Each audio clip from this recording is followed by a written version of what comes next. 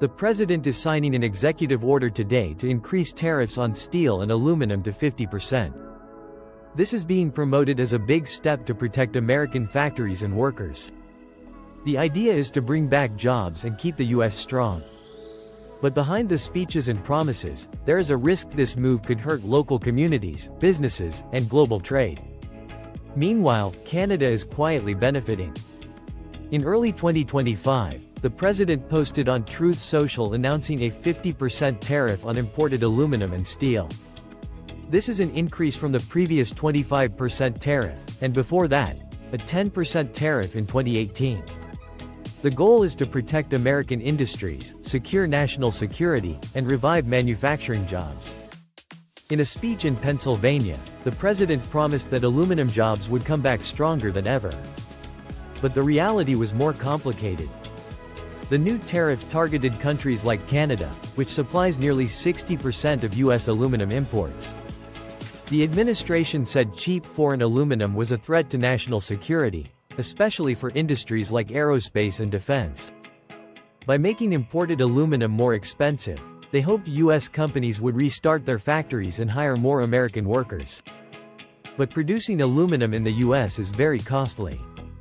This is mainly because of high electricity prices. Making aluminum is one of the most energy-hungry processes in the world. To produce just 1 ton, you need enough electricity to power a home for about 6 months. In the U.S., industrial electricity costs are over 9 cents per kilowatt-hour. In Quebec, Canada, they are only 4 to 5 cents thanks to cheap hydroelectric power. Without cheaper energy or government support, U.S. aluminum plants could not compete. Instead of saving the industry, the tariff started an economic chain reaction. It raised aluminum prices. U.S. manufacturers who make things like cars, soda cans, and airplanes depend heavily on aluminum. Their costs went up too. Because American production could not quickly increase, companies had to either pay more for materials or cut costs in other ways. This created problems across the economy. Many U.S. aluminum companies had to make a hard choice when tariffs were added. They could either raise prices for customers or shut down completely. Many chose to shut down, and this caused a chain of problems. A report from Alcoa, one of the biggest U.S. aluminum producers, said the tariff caused 100,000 job losses across the country. About 20,000 of these were in aluminum plants. The other 80,000 were in industries like transportation, logistics, machinery, maintenance, and construction. Whole supply chains broke down as factories reduced work or closed. Small businesses that made aluminum products, like cabinets or car parts, could not handle the higher costs and shut down. The U.S. Small Business Administration said that almost 5,700 small metal manufacturers closed or stopped working in the first half of 2025. The damage also reached consumers. The Alliance for Automotive Innovation said the price of a midsize car went up by about $200. About 65% of this increase was because of higher aluminum prices.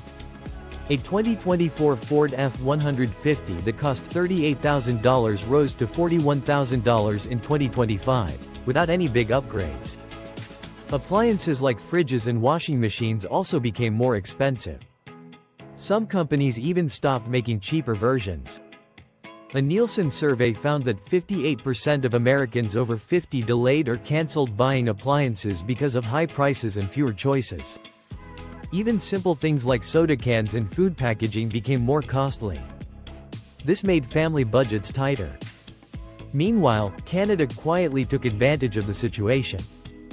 With low-cost clean hydropower and stable trade rules, Canada's aluminum industry grew by 12% in the first quarter of 2025. Many big companies moved their orders to Canada to avoid U.S. tariffs. This hurt America's manufacturing base and also its trade relationship with Canada. Behind these numbers are real people's lives. In towns across Ohio, Kentucky, and Pennsylvania, communities are struggling. Mike, a 53-year-old worker in Kentucky, worked at Alcoa for 23 years. Last month, he lost his job. Not because he did bad work, but because the factory could not compete anymore. He said, "I never thought a policy meant to protect America would leave me jobless." His town now has closed shops, underfunded schools, and a nursing home that cannot hire enough staff. Mike's story is not the only one. A father in Ohio lost his job at a transport company linked to an aluminum plant. Now his daughter's college plans are in danger. A mother in Pennsylvania lost her job at a packaging factory and now struggles to buy her diabetes medicine. Older workers close to retirement may have to keep working for years just to survive. These are not just numbers. These are real families watching their dreams disappear. Local shops and diners are closing because people have less money to spend. Schools are losing funds and canceling programs. Many workers who once supported America First now feel betrayed. They believe leaders put politics above real results. The aluminum tariff crisis brings an important question. What does it really mean to protect a country? The policy was supposed to help American workers and industries. Instead, it made them weaker. While Washington debates, families like Mike's are leaving factories that once showed America's strength. Meanwhile, Canada's aluminum plants are running day and night, hiring more workers to meet demand. A policy meant to weaken competitors has made them stronger. History shows this is not new. In 2002, U.S. steel tariffs caused 200,000 job losses. Industries that needed steel, like car and appliance makers, faced higher costs. For every steel job saved, 8 other jobs were lost. Today, aluminum tariffs are causing the same kind of damage. The Conference Board warns that high metal prices could slow U.S. GDP growth by 0.4% in 2025. If protectionism continues, industries like cars, aviation, and even food could be next. This raises a moral question. Should a country care more about looking strong in trade or about protecting its people's jobs and lives? Canada's smart approach shows another way. By using clean energy and stable trade, Canada has kept jobs safe and attracted investment. The US, on the other hand, risks losing its industrial power not to foreign enemies, but because of its own choices. Other countries like Australia, Nordic nations, and parts of Asia are now taking aluminum orders. Europe is also finding new suppliers. The aluminum tariff crisis has left 100,000 Americans jobless, towns empty, and prices high. At the same time, Canada's factories are growing stronger. A policy meant to protect America has divided communities and broken trust. Now the US must decide.